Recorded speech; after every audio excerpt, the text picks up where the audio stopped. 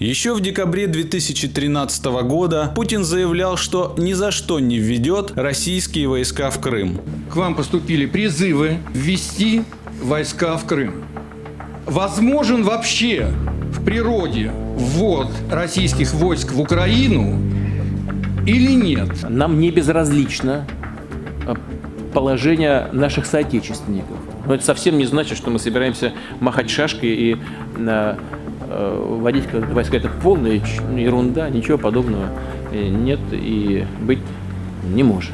В начале марта 2014 года власти Украины сообщили, что воинские части Украины в Крыму заблокированы именно российскими военными. Но Путин на прямой вопрос журналиста ответил, что это не российские военнослужащие. Люди, которые осуществляли блокирование частей украинской армии в Крыму в форме, очень похожей на российскую форму. Это были российские солдаты или нет? Это были местные силы самообороны. Есть 3 вида доказательств того, что именно российская армия блокирует украинские воинские части. Сегодня ранним утром в районе паромной переправы Крым-Кавказ появились 6 автомобилей «Урал» с номерами Российской Федерации и вооруженными людьми внутри. Что вчера произошло? Приехали войска Российской Федерации, заблокировали на вход. 2 марта воинская часть А-2320 под Симферополем была окружена российскими военными без опознавательных знаков.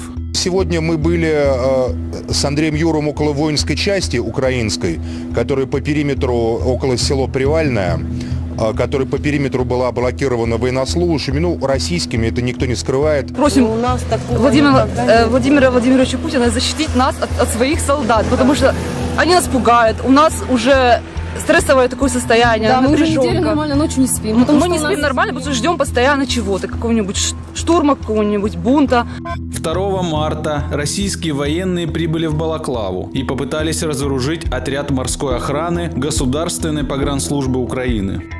Прибыл КАМАЗ с военнослужащими Российской Федерации, вооруженными стрелковым оружием, бронежилетах, касках.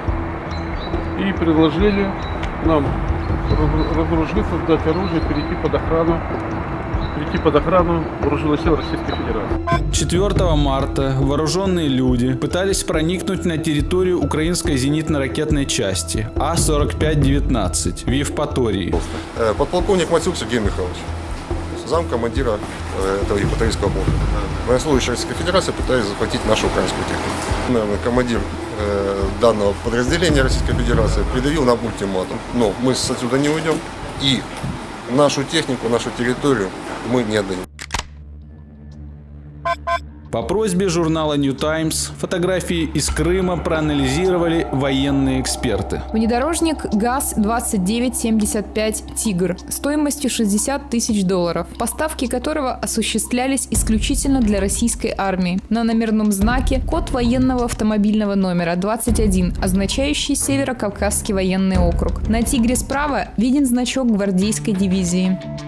Снайперская винтовка – это самозарядная модификация Драгунова, новейшая модификация, официально поступившая на вооружение только российским силовикам. Прибор ночного видения ПНВ-93.2 российского производства, который используется в российской армии специальными подразделениями. Пацаны, а что охраняете? Что, не охраняете ничего? А что? Мирное небо над Москвой. Над Москвой? Так в Москву едете охраняйте, а что здесь? Вы украинцы? Мы? Да. Мы россияне. Почему у вас нет опознавательных знаков? Вы откуда? Потому что у нас форма такая. С опознавательными знаками. Украинские или российские? Российские военнослужащие. Вы российские военнослужащие. Путин никогда не отличался честностью, но этой невероятной ложью он побил все рекорды.